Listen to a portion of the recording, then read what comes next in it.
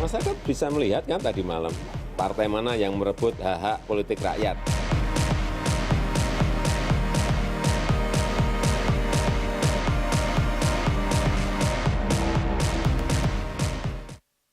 Presiden SBY mengaku akan menyiapkan plan B untuk mempertahankan pemilihan langsung kepala daerah.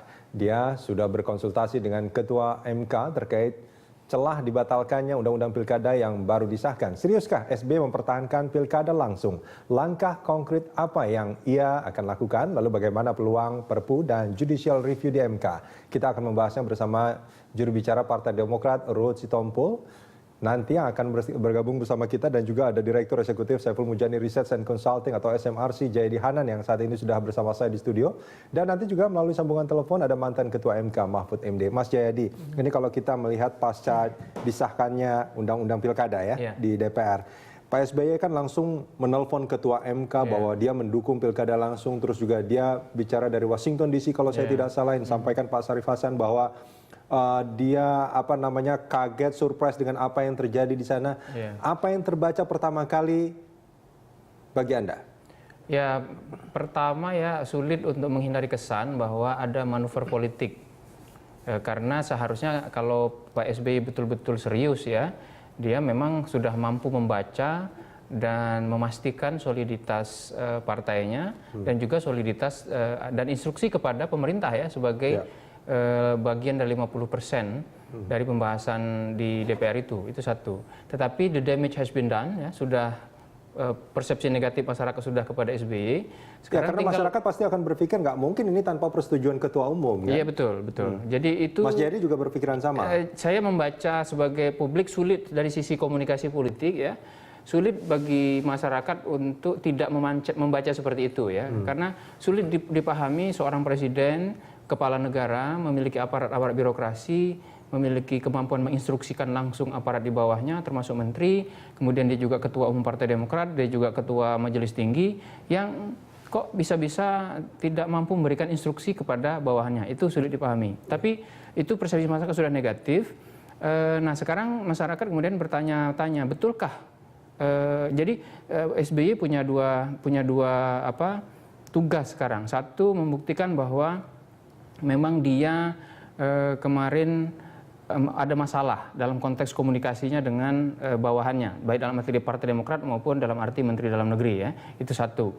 Nah cara membuktikan itu adalah dia bersungguh-sungguh akan memperjuangkan Pilkada langsung itu. Cuman masalahnya kan pilihan dia tidak banyak sekarang. Pilihannya. Pilihan pertama seperti yang kita dengar kan adalah tidak menandatangani undang-undang itu. Tapi ternyata pilihan itu juga tidak menyelesaikan masalah. Pilihan kedua mungkin yang dia maksud plan B kemungkinan adalah mengeluarkan Perpu. Iya, tadi sudah dia diakui bahwa dia akan mengeluarkan Perpu kan dengan interpretasi subjektif terhadap keadaan genting yang memaksa ya. Misalnya dengan mengatakan bahwa dan memang kenyataannya di masyarakat terjadi penolakan besar-besaran ya. Nah, dia bisa menggunakan itu misalnya. Tetapi tentu saja Perpu itu kan berlakunya terbatas.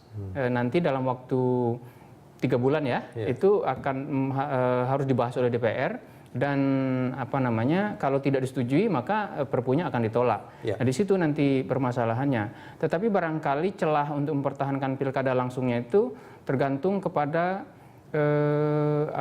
pertama, kalau dengan Perpu itu berarti pembahasan Undang-Undang Pilkada segera masuk lagi di DPR untuk dibahas oleh anggota DPR yang baru ya. Betul. Dan ini jumlah komposisi peta kekuatannya juga sudah berbeda sebetulnya. Sudah berbeda sekarang. Nah, kalau menggunakan logika politik koalisi Indonesia Hebat dan koalisi Merah Putih sekarang, kemungkinan Perpu itu ditolak ya. Tetapi kan dinamika politik ke depan akan berbeda, terutama pasca pelantikan Ketua DPR, pimpinan DPR dan pasca pelantikan kabinet nanti Jokowi.